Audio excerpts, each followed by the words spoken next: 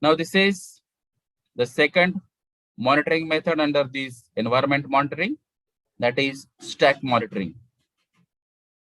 So first of all, we have to understand what exactly the stack is.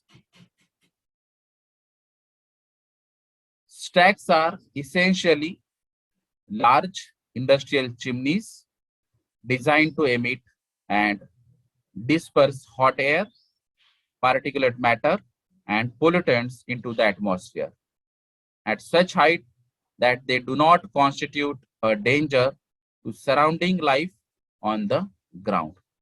So that is nothing but a stack.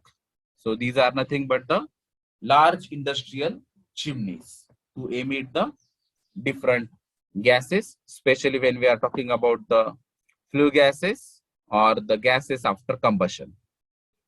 So there are different types of stacks using in the industries. Nowadays, we can use the boiler stacks, flue gas stacks, DG set stacks, furnace stacks, and chimneys. Now, what exactly the stack emission monitoring is? So we have to monitor these stack. We have to monitor the different elements which are present in this stack, and that is nothing but the emissions. So this emission is nothing but the flue gases or the gases which is generated under the boiler process or some DG set processes or in the processes which are covered or connected with the furnaces. So the stack monitoring is performed by inserting a measuring device into the stack to obtain a sample of flame. So in this picture, it can be observed that this type of measuring device can be inserted into these stacks and we can monitor these stack emissions. So there are various elements or the molecules which are present in this stack can be monitored with the help of these measuring devices. And nowadays, these devices are digital. So the purpose of stack sampling is to determine the quantity, quality, and the type of pollutants emitted from a specific source, efficiency of the pollutant collector, and to determine an appropriate design for air pollution control equipment. So we have to collect the data related to the quantity, quality, or the type of pollutants, right? Now, what exactly the stack height should be? So there are some guidelines related to the stack height. So this is the stack height calculator or the formula, especially for the chimney, boiler, DG set, and DG exhaust pipe. Because with the help of this height only, we can easily calculate the exact quantity and quality of the stack or the stack emissions. So the formula for this stack height is capital H equal to small h plus 0.2 into square root of kVA, where capital H is the total height of stack in meter, small h is the height of the building in meters where the generator set is installed, and kVA is the total generator capacity of the set in kVA.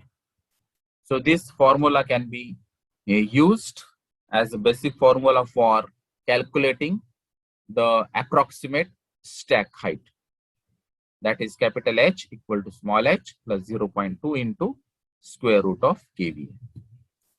Now on the basis of this formula, the stack height to be provided in the different categories, like for generator sets, for 50 kVA capacity, the total height of stack in meter is height of the building plus 1.5 meter.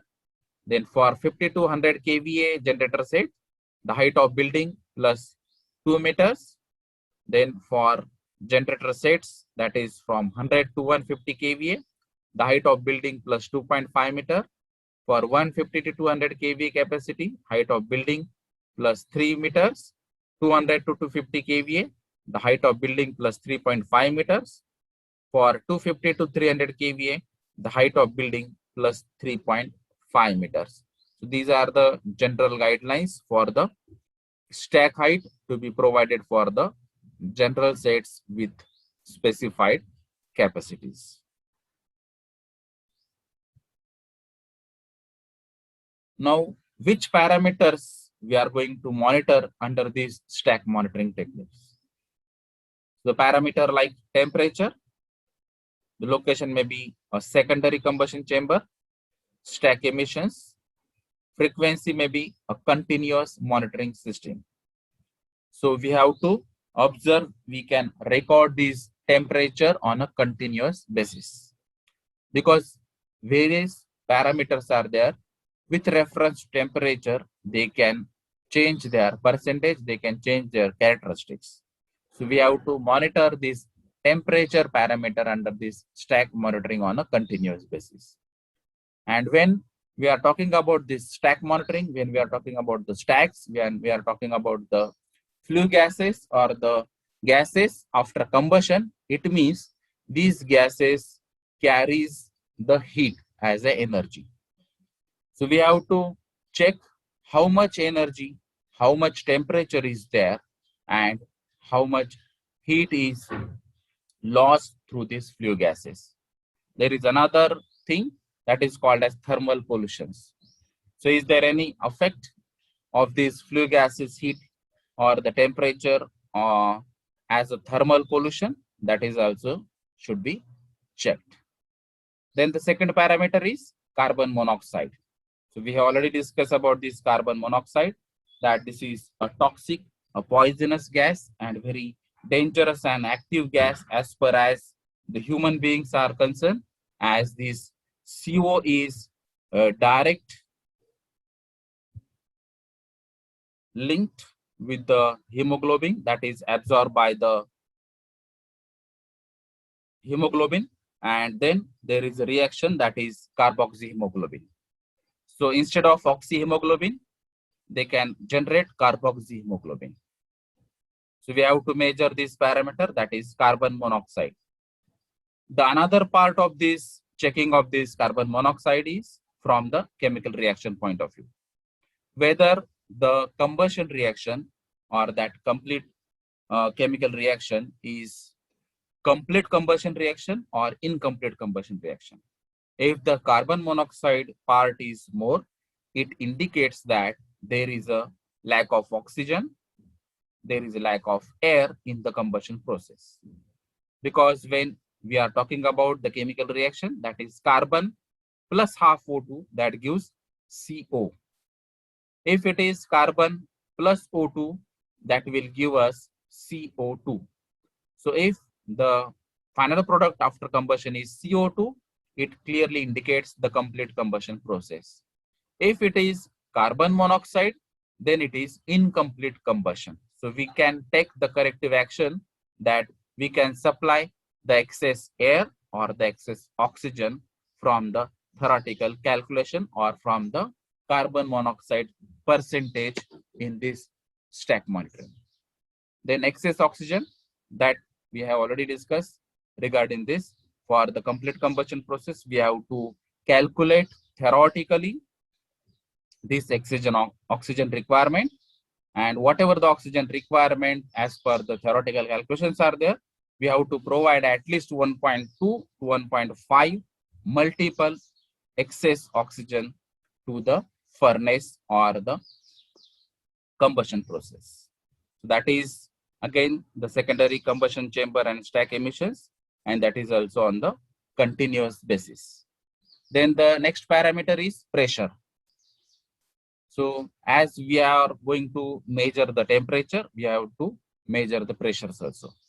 So in the combustion chambers, we have to check how much pressure is there, what exactly the design pressure is, what exactly the pressure which is given by the safety point of view, and then we have to check, we have to control this pressure under the combustion chambers. That is also on the continuous basis. Then total particulate matters. So there are variety of particulate matters are there. That may be suspended, that may be a respirable one, that may be some other types. So we have to check all the particulate matters in the stack emissions on the continuous basis. Then HCl, hydrochloric acids, are also going to monitor or measure under these stack emissions on a continuous basis. So to control this acidic atmosphere into the stack, we can go for the corrective actions. That is, these flue gases should be gone through the scrubber systems with the help of some alkalis or the base product or base solvent. We can neutralize this HCl or the acidic fumes in the scrubber system. As you know that the acids are going to absorb by the solvent, and normally the solvent is 0.1 normal NaOH. So if this HCl is absorbed by the 0.1 normal NaOH solvent, then HCl as acid and NaOH as a base, there is a neutralization reactions, and then we can minimize the effect of this acid fumes in the stack itself. Then the next parameter is HF, hydrogen fluoride. So this is also monitored in the stack emissions once in every month, initially for the first year. If the correlation with the HCl scrubbing efficiency is established, the frequency may be relaxed by the state board or the pollution control board committees. So depending on the HF parameter in the stack emissions, the state board or the pollution control board is going to decide regarding the maximum permissible limits. But strictly, we have to check this parameter once in every month initially for the first year. Then SO2, that is sulfur dioxide. We know that in the all types of fossil fuels, there is a sulfur present, and that is why in the combustion process, this sulfur is converted into sulfur dioxide, and that is why we have to monitor this SO2 in the stack emissions on a continuous basis. So on the basis of this SO2, we can identify how much sulfur is present in that fossil fuel. So less sulfur or low sulfur fossil fuels are recommended. Then NOx is also there, that is nitrogen derivatives or nitrogen oxides. So that is also going to monitor in the stack emissions on a continuous basis. Then mercury is another parameter which is going to monitor in the stack emissions twice a year under critical operating conditions. So it is not recommended for each and every industry, but where if you think that that may be a part of process, then we have to observe it. Heavy metals, there are different or variety of heavy metals are there. We have to monitor it in the stack emissions twice a year.